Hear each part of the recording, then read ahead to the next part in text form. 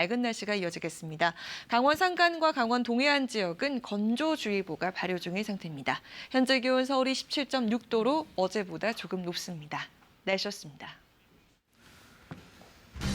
헝가리 유람선 침몰 지역에서 오늘 새벽 한국인 여성으로 추정되는 시신 한 구가 추가로 발견됐습니다. 앞서 다뉴브강 하류에서 발견된 남성 시신 한 구는 60대 한국인 남성으로 확인됐습니다. 검찰이 김학의 전 차관을 오늘 기소하고 그동안의 수사 결과를 발표합니다. 6년 전 수사 당시 청와대가 수사에 외압을 행사했는지도 발표할 예정입니다. 폼페이오 미 국무장관이 북한의 단거리 미사일 발사에 대해 아마도 유엔 안보리 결의 위반일 것이라면서도 중요한 것은 북한 비핵화라는 결과물이라고 강조했습니다. 북한 주민 10명 중 4명은 식수 부족을 겪고 있고 아동의 10%는 식수 오염으로 인한 설사병 등으로 고통받는 것으로 조사됐습니다. 자, 헝가리 유람선 침몰 사고는 오늘로 일주일째 접어들고 있습니다. 물살이 잦아들고 또 잠수사 투입도 본격화되고 있는데 곧바로 그 결과가 나오기 시작했습니다. 어제부터 시신이 잇따라 수습되고 있는데 사고 지점 바로 아래에서 인양된 경우도 있고 또 100여 킬로미터 떨어진 곳에서 발견되기도 했습니다. 현지 특파원을 연결해 보겠습니다. 양민여 특파원, 그러니까 한국인 실종자로 확인 또는 추정되는 시신이 총 2구가 발견된 거죠? 네, 맞습니다. 실종자로 추정되고 또 확인된 시신이 모두 2구입니다. 처음 시신이 발견된 곳은 부다페스트 남쪽 사고 현장에서 100km 이상 떨어진 허르떠 지역이었습니다. 주민이 발견해서 신고를 했고 60대 한국인으로 확인이 됐는데 3시간 전쯤 헝가리 경찰 당국이 허블리아니호 탑승객이 맞다 이렇게 신원을 확인했습니다. 그리고 여기 시간으로 3일 오후 5시 27분쯤 머르기트 다리 아래 허블리아니호가 침몰한 지점에서 한국인 여성으로 추정되는 시신이 한 구 발견됐습니다. 지금 경찰이 감식 작업을 벌이고 있는데 아직까지 최종 신원이 확인되지는 않았습니다. 자, 그동안 수중 수색 여건이 어렵다 보니까 이 침몰 지점 바로 아래에 있던 실종자도 미처 찾지를 못했던 것 같은데 이번에 잠수사들이 들어가면서 발견을 한 거죠? 네, 맞습니다. 한국과 헝가리 측의 잠수사들이 투입돼서 수중 수색을 벌이는 과정에서 시신이 발견된 건데요. 일단 먼저 입수했었던 헝가리 잠수사가 발견하고 그 뒤에 한국 잠수사들이 들어가서 1시간 반 정도 수색을 벌인 결과 시신을 수습했습니다.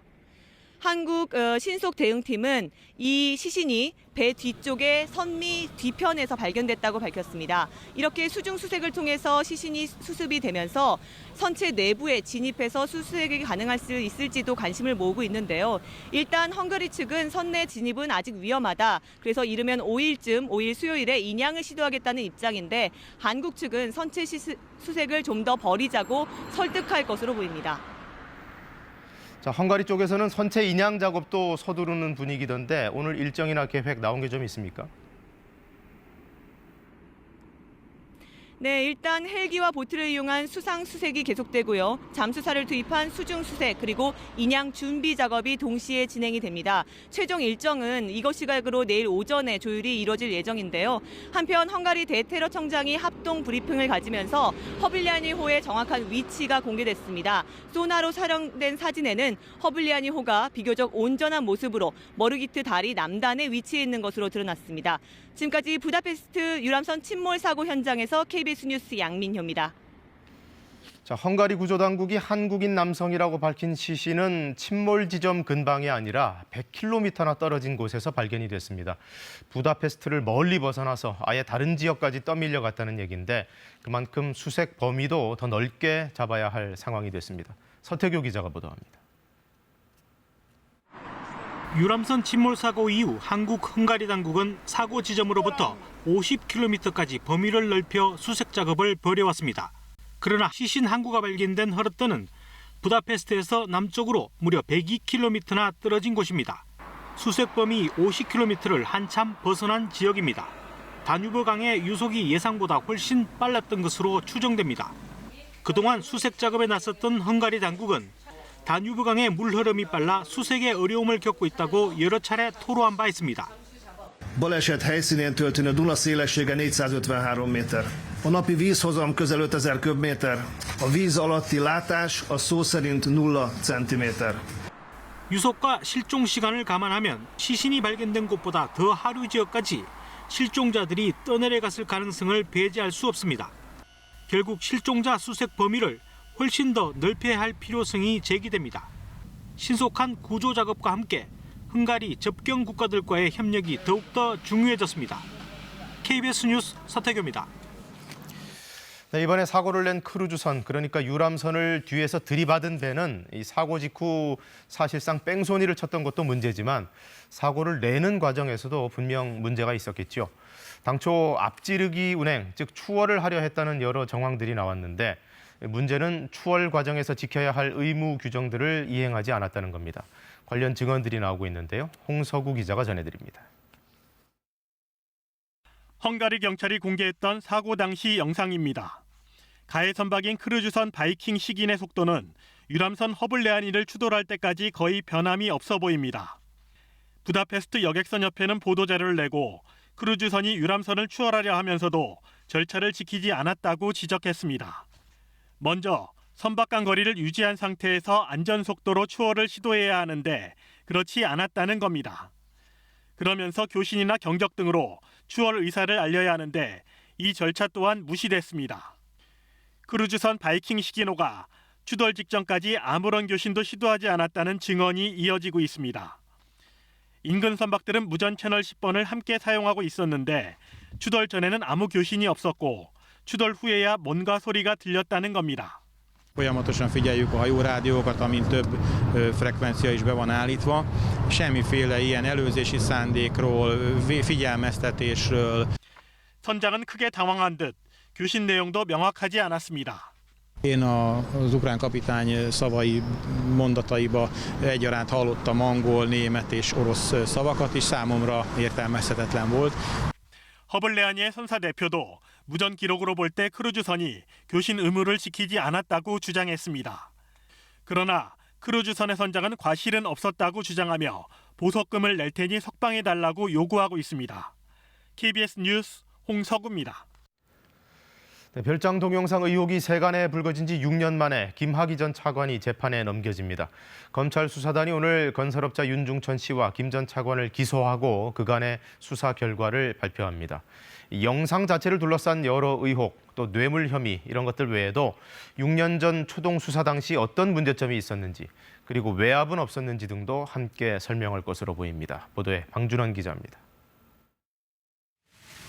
김학의 전 법무부 차관과 건설업자 윤중천 씨가 오늘 재판에 넘겨집니다. 김 전 차관은 우선 윤 씨와 사업가 최모 씨 등으로부터 1억 7천만 원 가까운 금품 등을 받은 혐의를 받고 있습니다. 이른바 별장 동영상 등으로 제기된 성폭력 의혹에 대해선 검찰이 마지막까지 고심을 거듭했습니다. 검찰은 이번 수사에서 기존의 별장 동영상 외에 성폭력 정황이 담긴 사진을 확보했고 등장인물이 김 전 차관이라는 윤 씨의 진술도 얻어냈습니다. 하지만 검찰은 김 전 차관의 구속영장 청구 당시 이를 성접대, 즉 뇌물로 적시했습니다. 당시 강제성이 있었다거나 여성이 강요에 따라 응한다는 것을 김 전 차관이 알았다는 점을 입증하지 못했기 때문입니다.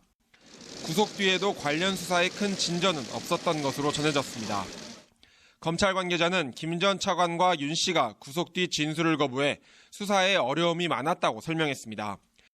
다만 또 다른 피해 여성이 최근 접수한 성폭력 고소에 대한 수사는 이어갈 방침이라고 말했습니다. 2013년 검경 수사 당시 청와대 민정라인이 수사에 외압을 행사했는지도 검찰은 오늘 발표할 예정입니다.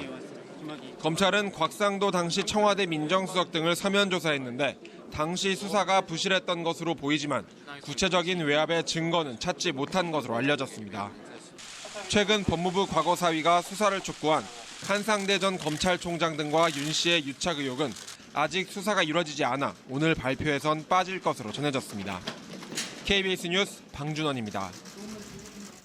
폼페이오 미 국무장관이 최근 북한의 단거리 미사일 발사가 아마도 유엔 안보리 결의를 위반한 것 같다고 말했습니다. 미국의 최고위급 인사가 안보리 결의 위반을 언급한 건 처음입니다. 하지만 결국 중요한 건 북한의 비핵화라는 결과물이라고 강조했습니다. 워싱턴에서 김웅규 특파원의 보도입니다. 폼페이오 미 국무장관은 북한의 최근 단거리 미사일 발사가 안보리 결의 위반이라는 질문에 그들은 아마도 유엔 안전보장이사회의 결의를 위반한 것 같다고 답했습니다. 프라버블리란 말을 사용해 똑부러지진 않지만 사실상 위반했다는 생각을 드러낸 것으로 보입니다. 북한과 협상하는 최고위직인 폼페이오 장관이 북한 미사일 발사를 안보리 결의 위반이라고 말한 것은 처음입니다. 다만 폼페이오 장관은 비핵화라는 결과를 내기 위해 북한과 계속 관계를 맺어온 것이 가장 중요하다고 설명했습니다. 트럼프 대통령과 김정은 위원장과의 관계도 비핵화라는 결과를 내기 위해서라고 했습니다. 그래서 그 결과를 내기 위해 제재를 부과했고 이를 강력히 이행하고 있다고 설명했습니다. 이 같은 제재에 러시아, 중국, 일본, 한국이 참여하고 있는데 감사하고 있다고도 말했습니다. 폼페이오 장관은 또 김정은 위원장이 약속한 비핵화를 지킬 수 있도록 교섭에 의한 해법을 찾기 위해 노력하고 있다고도 했습니다. 유엔 안보리 결의 위반임을 언급하면서도 비핵화라는 결과가 중요한 만큼 제재를 기반으로 한 대북 협상 기조에서 북한과 협상 방안을 찾고 있다는 뜻으로 해석됩니다. 폼페이오 국무장관은 북한 김정은 위원장이 비핵화 약속을 지키기 위해 노력한다면 그는 분명 합리적인 사람이라고 말했습니다. 그러나 핵무기가 북한의 안전을 보장한다고 생각한다면 이는 틀린 것이라고 강조했습니다. 워싱턴에서 KBS 뉴스 김은규입니다. 지난 4월 최고인민회의 이후 모습을 보이지 않던 김여정 북한 노동당 선전선동부 제1부부장이 공식 석상에 다시 등장했습니다.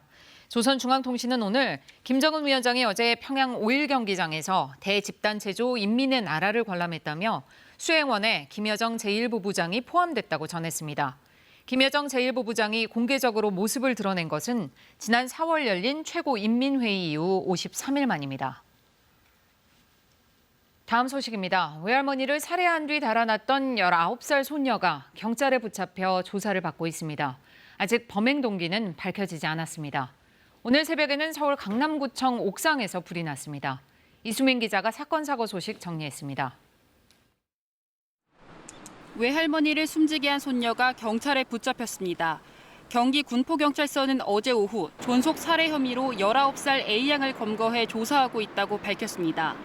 A양은 어제 새벽 자신의 집에 방문한 78살 외할머니를 흉기로 찔러 숨지게 한 뒤 달아난 혐의를 받고 있습니다. 건물 옥상에서 시뻘건 불길과 함께 매캐한 연기가 치솟습니다. 오늘 새벽 0시쯤 서울 강남구청 건물 옥상에서 불이 났습니다. 불은 옥상 화단과 시설물 일부를 태운 뒤 40여 분 만에 꺼졌습니다. 불이 날 당시 건물에 구청 직원 8명이 있었지만 다친 사람은 없었습니다. 산이 희뿌연 연기로 가득 찼고 땅은 검게 그을렸습니다. 어제 오후 12시 50분쯤 경기도 남양주시 조안면의 한 야산에서 불이 나 1시간 50여 분 만에 꺼졌습니다. 이 불로 인명피해는 없었지만 임야 1000제곱미터가 불에 탔습니다. 어제 오후 10시 20분쯤 충남 태안군 인근 바다에서 조개류를 채취하던 58살 김모 씨가 구조됐습니다. 김 씨는 홀로 조개류를 채취하다 갯골에 고립돼 119에 구조를 요청했다고 해경은 밝혔습니다. KBS 뉴스 이수민입니다. 태어난 지 7개월 된 아기가 집안 종이 상자에서 숨진 채 발견됐습니다. 아기의 부모는 아이에게 반려견이 핥힌 자국이 있어서 약을 발라주고 재웠고 다음 날 일어나 보니 숨져 있었다고 진술했는데 석연찮은 점들이 한둘이 아닙니다.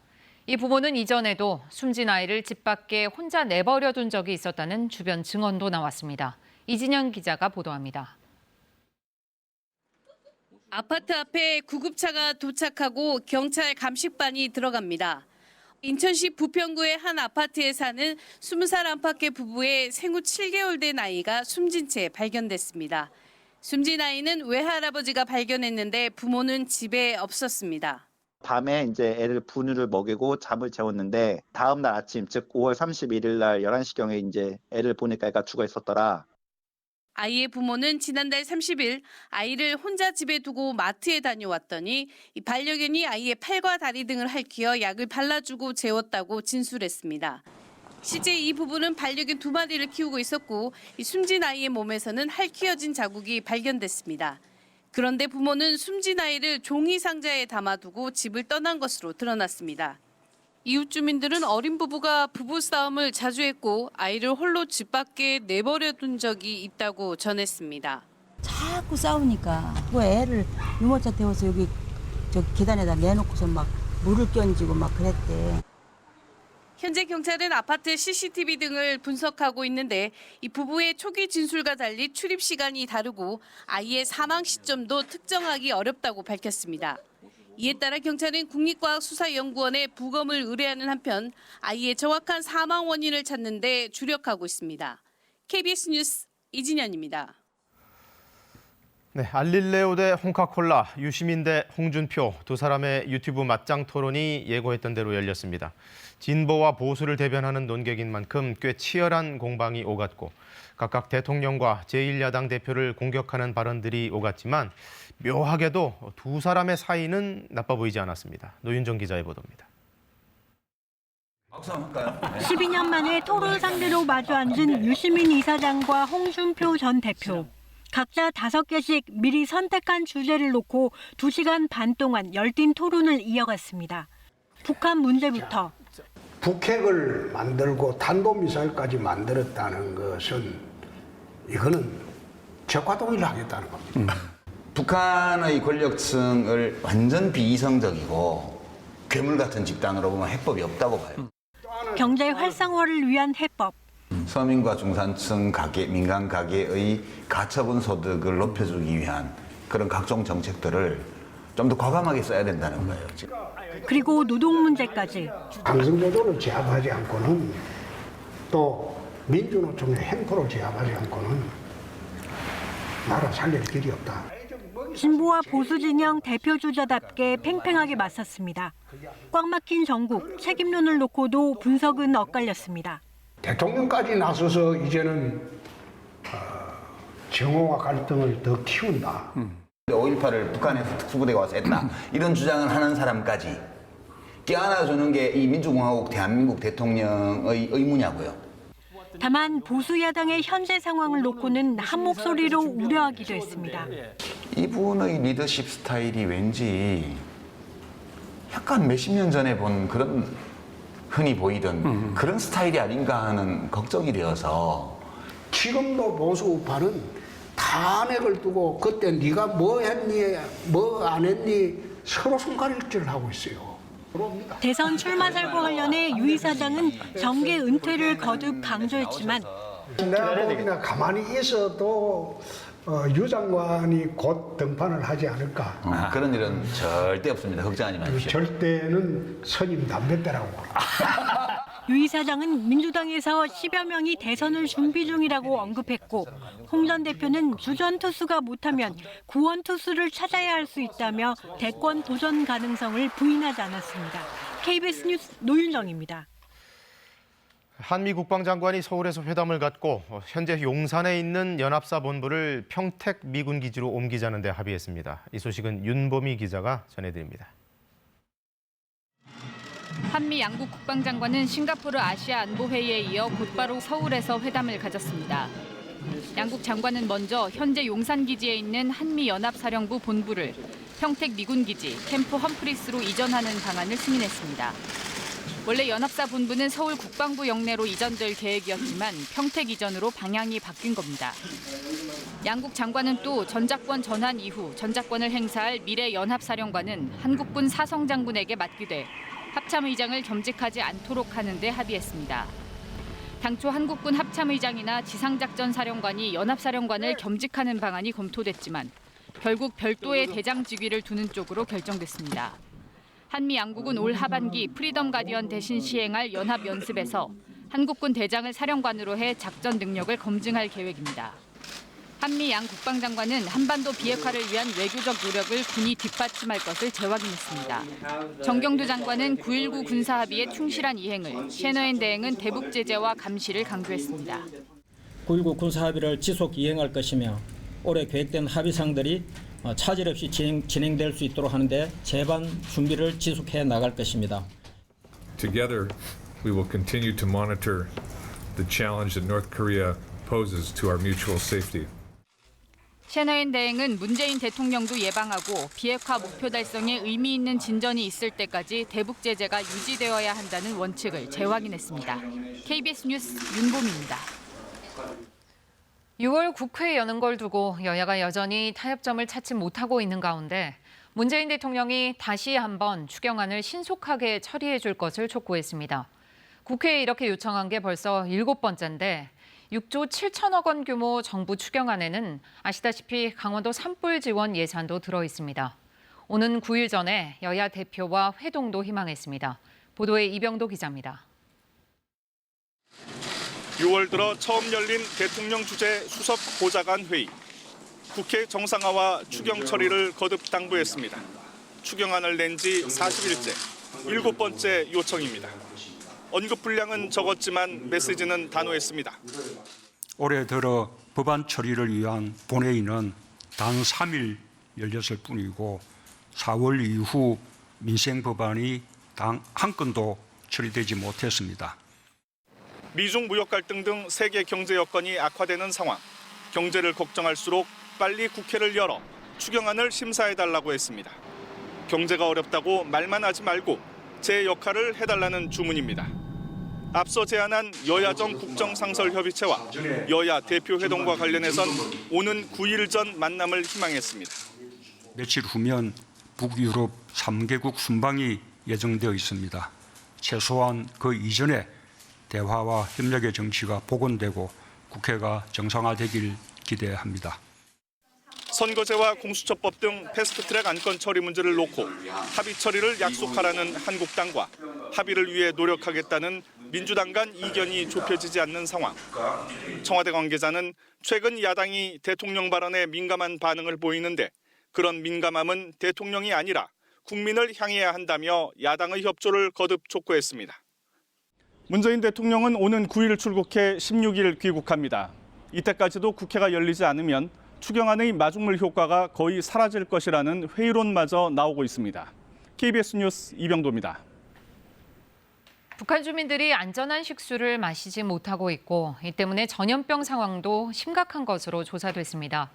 유네스코가 내놓은 보고서에 따르면 북한 주민 10명 중 4명꼴로 이렇게 안전한 물을 마시지 못하고 있었고 특히 아동의 10%가 오염된 물 때문에 설사병 등으로 고통받고 있었습니다.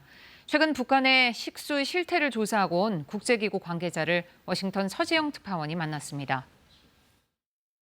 2007년 건설된 용악산 샘물 공장. 3년 전 김정은 위원장은 이곳을 찾아 샘물 생산량을 늘릴 것을 지시했습니다. 상하수 시설이 부실한 북한에서는 일부 지역을 제외하곤 만성 물 부족에 시달리고 있기 때문입니다. 유니세프의 보건사업 조사관으로 5월 11일부터 3주 동안 방북을 마치고 돌아온 나기 샤픽 박사는 KBS와의 인터뷰에서 북한 식수 오염의 심각성을 지적했습니다. 특히 함경북도 칠보산 근처의 명천, 명간 지역을 방문한 결과 명천 지역에서 최근 설사병이 늘었다고 밝혔습니다. In Myeongchon, they said to me, we have a lot of diarrheal diseases. If you invest in water and sanitation, you will save a lot of money. 유니세프는 식수와 위생실태 보고서에서 북한 주민의 39%가 안전한 식수를 마시지 못하고 있다고 밝혔습니다. 도시를 벗어난 지역의 경우 56%까지 수치가 증가했습니다. 이로 인해 10명 가운데 1명의 아동이 설사 등의 질병에 시달리고 있다고 강조했습니다. 결핵, 말라리아, 비형 간염 등 감염병 상황도 심각한 수준입니다. 하지만 북한에 치료제를 제공해오던 글로벌 펀드가 지난해 6월 북한에서 전격 철수하고 국제 제재로 인도적 지원도 영향을 받으면서 감염병 치료에도 차질을 빚고 있다고 나기 박사는 밝혔습니다. 그러면서 제재와 인도적 지원은 분리해서 접근해야 한다고 주장했습니다. If you read the UN resolution about the sanctions, they said that the sanction should not affect the humanitarian work, but it is affecting the humanitarian work. 나기 박사는 이번 방북 당시 북한이 정보를 공유하는 데 적극적인 점이 인상 깊었다며 아이들의 영양 상태의 경우 지난 5년 동안 큰 변화는 없었다고 설명했습니다. 워싱턴에서 KBS 뉴스 서지영입니다. 한낮에 햇볕 아래에 서 있으면 금세 땀이 날 정도로 기온이 큰 폭으로 오르는 요즘입니다. 여전히 영남 내륙 지역을 중심으로 폭염주의보가 발효 중인 상태인데요. 이 지역들 한낮 기온이 33도 이상으로 크게 오르겠습니다. 대구의 한낮 기온 무려 34도까지 오르겠고 강릉과 대전, 광주 31도, 서울은 29도까지 올라 더위가 이어지겠습니다. 현충일 전후로 휴가 계획 세우신 분들 많을 텐데요. 일단 내일은 대체로 맑은 날씨가 이어지겠고 현충일인 목요일은 남부지방에 단오날인 금요일은 전국 곳곳에 비가 내리겠습니다. 비가 내리면서 기온이 다소 내려가겠습니다. 전국에 비가 내리는 금요일에 전국적으로 더위가 주춤해질 것으로 예상이 됩니다. 오늘 예상되는 미세먼지 농도는 전남과 또 경남, 또 대구, 울산, 부산을 중심으로 종일 나쁨 수준 되겠고요. 수도권과 대전, 제주를 제외한 그 밖의 대부분 지역은 오전 한때 나쁨 수준까지 오르겠습니다. 지금 대체로 맑은 날씨를 보이고 있지만 수도권과 또 제주 지역을 중심으로 산발적으로 빗방울이 떨어지는 곳이 있고요. 오늘도 고기압의 영향으로 하늘이 쾌청한 곳이 많겠습니다. 아침까지 경기 북부 지역에 빗방울이 조금 떨어지겠습니다. 강원 영동 지역에는 건조주의보가 발효 중인 상태입니다. 현재 기온은 서울이 19.2도 등으로 어제의 시각보다 조금 높습니다. 내셨습니다. 네, 이 사건도 상당히 미스테리 성격이 짙습니다. 제주에서 전 남편을 살해한 30대 여성, 배를 타고 무트로 돌아오다가 바다에 시신을 빠뜨렸다 이렇게 주장하는데 살인에서부터 시신 유기까지 과연 여성 혼자 가능한 일인지 여러모로 의문점들이 남습니다. 안서연 기자가 보도합니다. 전 남편을 살해한 뒤 유기한 혐의로 구속영장이 청구된 36살 고모 씨에 대한 영장실질심사가 오늘 오전 제주지방법원에서 진행됩니다. 경찰은 앞서 고 씨로부터 범행 자백을 받아냈으며 시신 행방에 대한 진술을 확보했습니다. 지난달 28일 저녁 제주에서 완도로 향하는 여객선에서 차량이 싣고 있던 시신을 바다에 버렸다는 겁니다. 경찰은 해경에 협조를 요청해 사흘째 제주 완도 항로 일대 해상을 수색하고 있습니다. 제주 완도 간 여객선에서 사체를 유기했다는 피해자 진술에 따라서 제주 동부경찰서의 협조 요청을 받고 함정 6척을 동원해 집중수사 중입니다. 이제 수사의 초점은 공범 여부입니다. 건장한 남성 시신을 바다에 버리는 게 혼자서 가능했는지, 시신을 훼손했는지 여부 등을 경찰이 따져보는 이유입니다. 범행 전후 제주에서의 동선과 충북 청주 주거지에서 체포될 때까지의 행적도 함께 추적하고 있습니다. 범행 사실과 시신 유기 장소는 진술했지만 살해 동기는 여전히 의문입니다. 둘 사이에 난 아들을 두고 갈등이 있었다고만 알려졌을 뿐 정확한 범행 동기는 아직도 진술하지 않고 있기 때문입니다. 경찰은 계획범죄에 무게를 두고 있다면서도 구체적인 근거는 밝히지 않았습니다. 경찰은 또 석 달 전 중국 청주에서 일어난 고 씨 의붓아들의 사망 사건도 범죄와 관련돼 있는지 여부를 조사하고 있습니다. KBS 뉴스 안서연입니다. 네, 이부진 호텔 신라 사장의 프로포폴 투약 의혹과 관련해 한동안 잠잠하긴 했습니다만 수사는 계속 진행이 되고 있었나 봅니다. 경찰이 해당 병원장 말고도 추가로 직원 2명을 피의자로 입건했습니다. 김지숙 기자가 취재했습니다. 서울 청담동에 위치한 성형외과. 이부진 호텔 신라 사장에게 프로포폴을 상습 투약했다는 의혹이 제기된 병원입니다. 어디서 오셨는데? 저희 KBS에서. 취재 결과 경찰이 이 병원의 원장 유모 씨 이외에 총괄실장 신모 씨 등 병원 직원 2명도 피의자로 추가 입건한 사실이 확인됐습니다. 경찰은 이들을 상대로 이부진 사장에게 투약한 프로포폴을 다른 환자들에게 투약한 것처럼 진료기록부를 살피고 있습니다. 경찰은 지난달 13일 실시한 세 번째 압수수색에서 다른 환자들의 1년치 진료기록부를 확보해 관련 기관들과 함께 분석을 진행하고 있습니다. 경찰은 또 이번 사건이 2013년 연예인 프로포폴 사건과 유사한 점이 많다고 보고 당시 수사 내용도 참고하고 있는 걸로 확인됐습니다. 당시 장미인의 이승연, 박시연 씨는 프로포폴을 상습 투약한 혐의로 징역형을 선고받았습니다. 해당 연예인들은 프로포폴이 꼭 필요 없는 미용 시술을 받으면서도 수십여 차례에 걸쳐 프로포폴을 투약했습니다. 또 의료진은 진료기록부에 연필로 썼다가 나중에 수정하는 수법으로 이들의 투약량을 축소하고 다른 환자의 투약량은 부풀렸습니다. 일부 의료진은 대포 통장을 만들어 시술료를 송금받기도 했습니다. 경찰은 진료기록부 분석이 끝나는 대로 관련 환자들을 조사한 뒤 유 원장과 이부진 사장을 부를 것으로 보입니다. KBS 뉴스 김지숙입니다. 이번엔 중국이 미국을 향한 전방위 반격을 시작했습니다. 악화일로인 두 나라의 무역 갈등 이야기인데요. 미국 운송업체 페덱스가 이른바 보복 대상이 됐습니다. 화웨이가 중국으로 보낸 화물들을 페덱스가 미국 본부로 보내면서 중국이 페덱스에 대해 전면 조사에 들어갔습니다.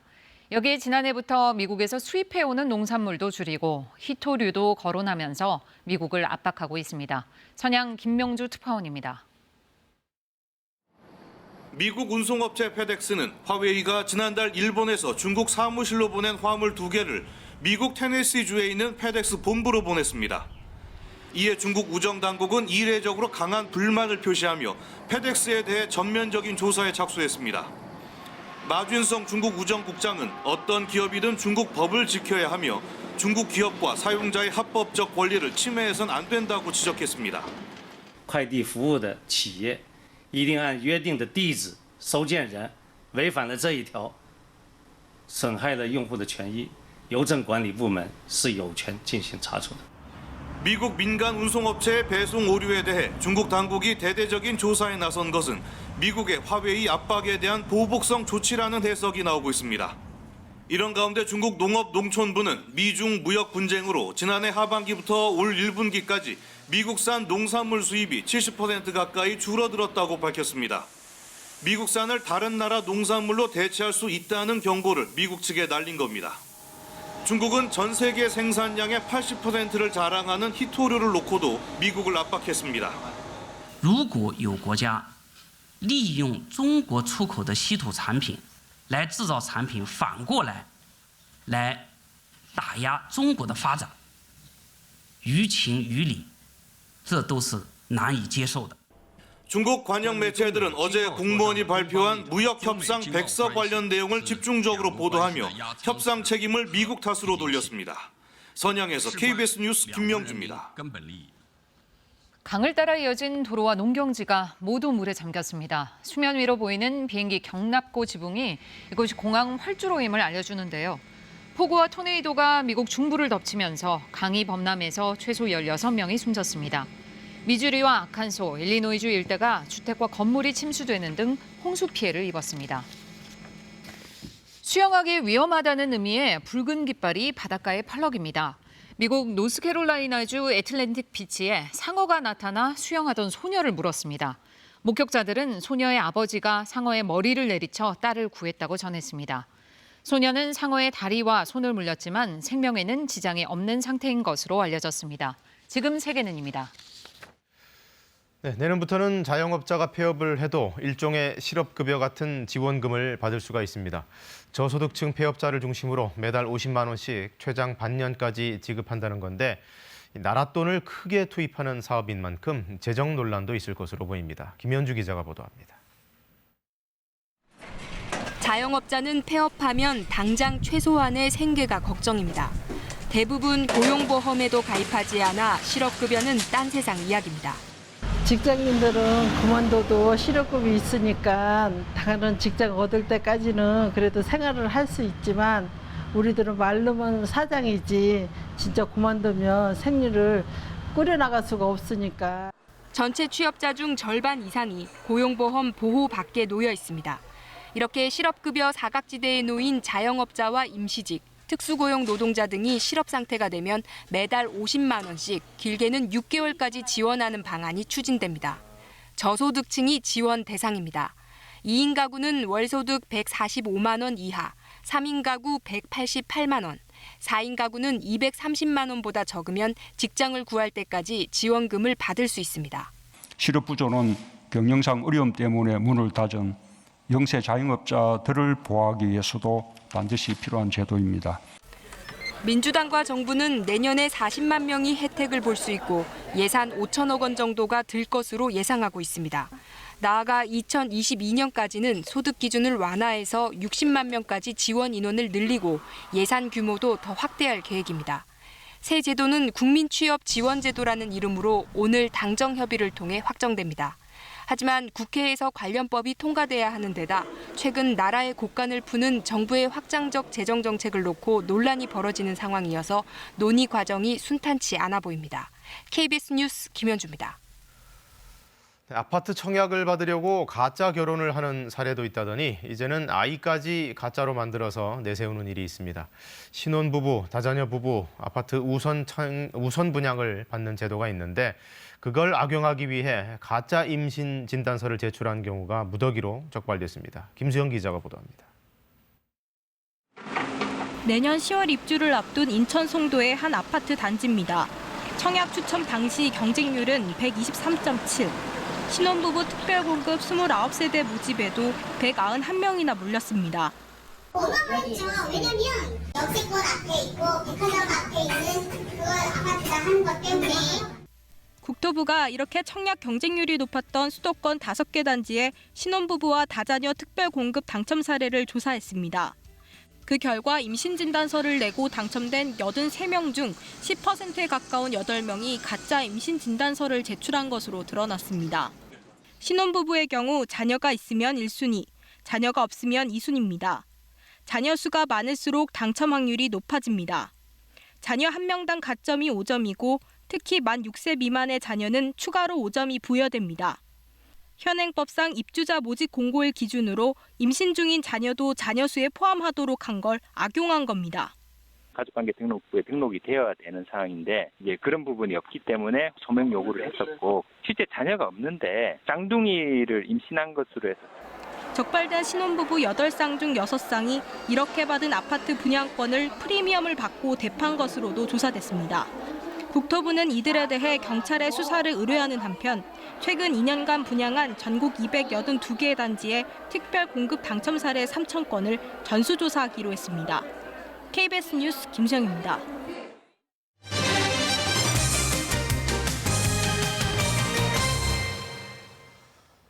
먹기 간편한 편의점에서 도시락을 한 끼 식사로 먹는 사람들이 많은데요. 상당수가 나트륨 범벅이었습니다. 도시락 하나가 나트륨 하루 권장량을 훌쩍 넘는 경우도 있었습니다. 이지은 기자가 보도합니다.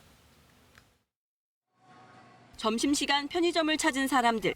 도시락으로 점심 한 끼를 간단히 때웁니다. 최근 저녁 시간 매출이 낮과 비슷할 정도로 편의점 도시락을 찾는 사람은 계속 늘고 있습니다.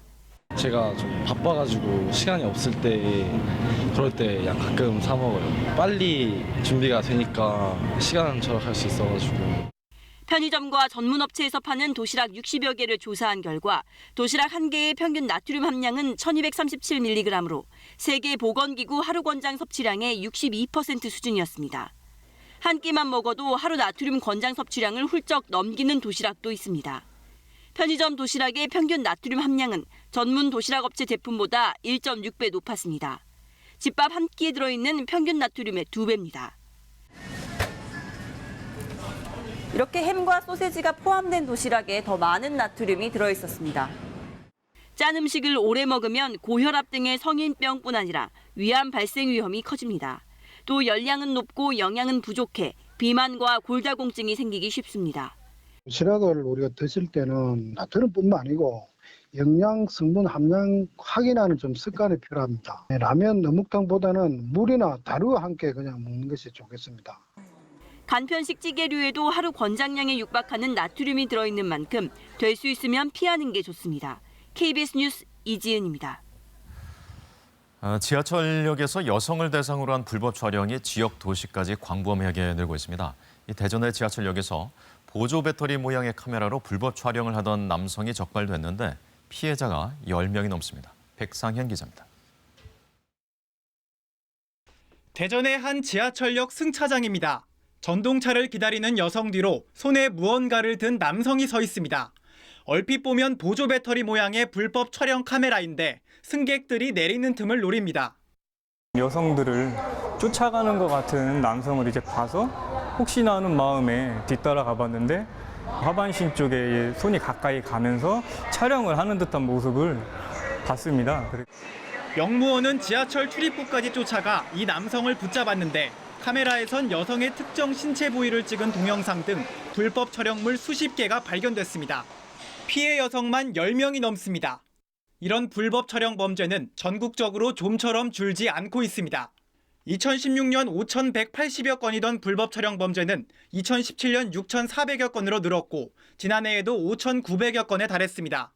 특히 지난 5년간 불법 촬영 범죄의 절반 이상은 전동차 안과 역 화장실 등 지하철에서 발생했습니다. 자기 운행하면서 시간에 쫓기는 사람들이 많이 있다 보니까 그거를 범법자 입장에서 최대한 악용한다고.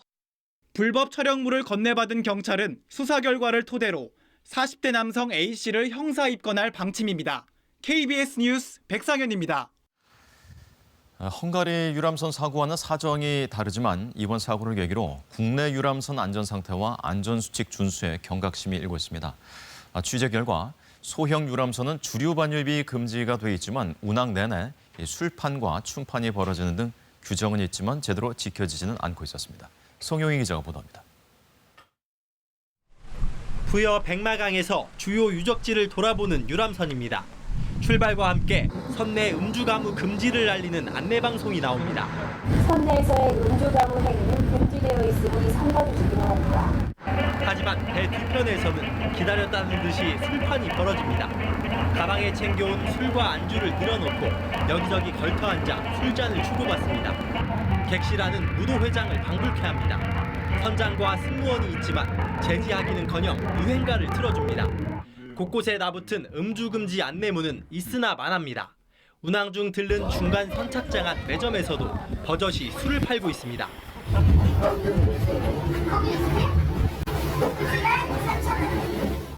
선착장에서도 술판이 이어지고 아무렇지 않게 술을 사 배에 오릅니다.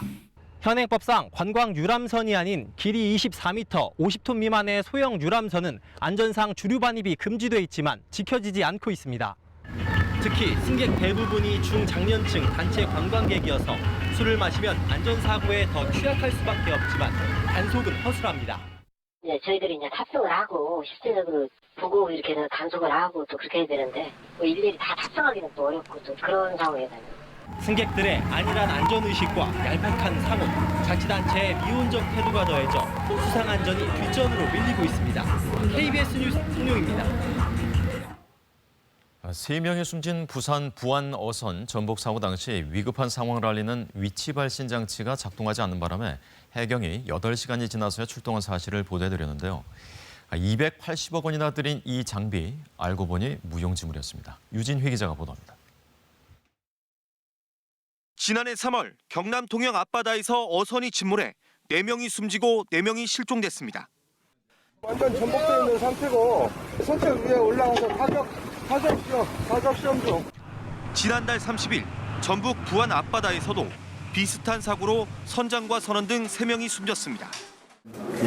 lúc đấy thì thuyền nó hơi lắc thôi, còn sóng nó cũng không to lắm. 해경은 두 사고 모두 현장을 지나던 다른 어선의 신고를 받고 나서야 알았습니다. 사고를 알려주는 어선 위치 추적 장치 VPS를 보급했지만 아무런 도움이 되지 못했습니다. 전국에 보급한 6만여 대 가운데 고장률이 20%에 달하는 데다 배가 뒤집혀 물에 잠기게 되면 전원이 꺼지거나 아예 신호가 차단돼 정작 필요할 때는 무용지물이었습니다. 해경은 VPS 보급에 280억 원이나 들였습니다. 속에서는 보낼 수 없는 상황이기 때문에 안테나에서 계산을 했다 하더라도 전파를 보낼 수 없는 상황이 되는 거죠. 국회에서 여러 차례 문제가 제기됐지만 마땅한 개선책은 나오지 않고 있습니다.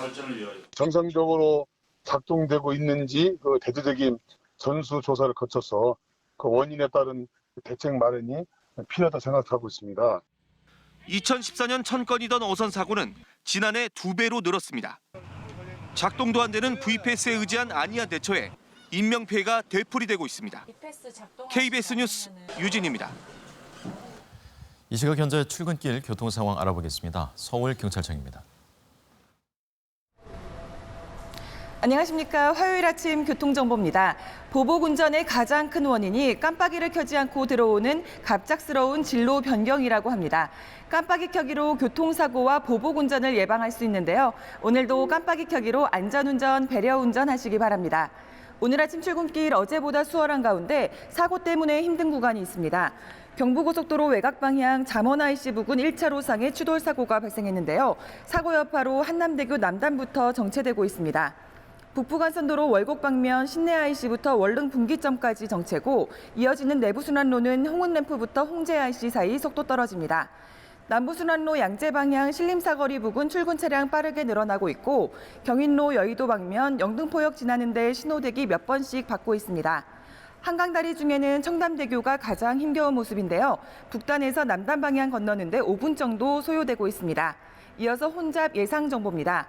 서울시청 후문 앞에서 오후 2시부터 집회를 진행한 후 종로 5가를 지나 마로니에 공원까지 2개 차로를 이용한 행진이 진행될 예정입니다. 교통정보였습니다.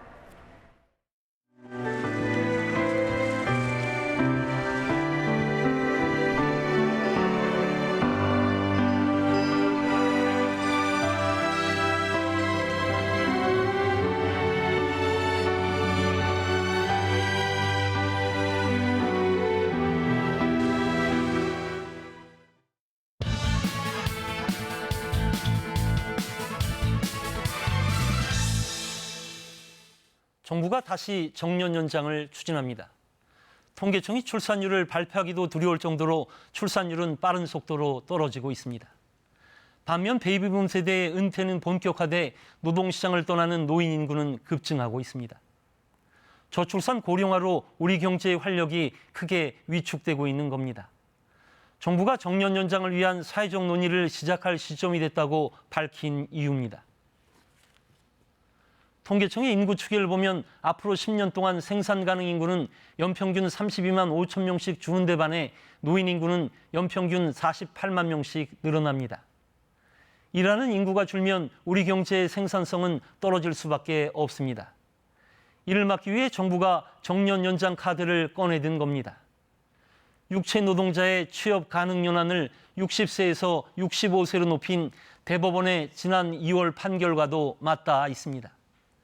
정부는 정년 연장을 위한 정부 초안을 이달 말 발표하겠다고 하는데 정년 연장 어떤 방향으로 추진해야 할까요?